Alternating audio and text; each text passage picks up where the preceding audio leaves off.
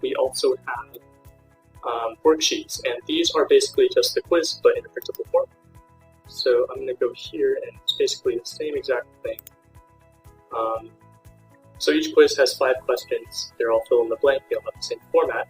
When they click on print worksheets, they get this kind of worksheet view that has questions, answers, and students can fill them out. There are options for the teachers, so if they want to do question only, find out the response, or maybe get a free response, they can do that.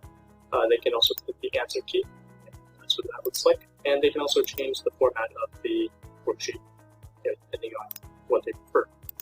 So yeah, that's printing. Printing is kind of number 2. Printing, again, it's one of the reasons why it's number 2 is simply because it's so accessible. Every school will have a printer or whatever, and teachers really do like printing, so they use this feature a lot.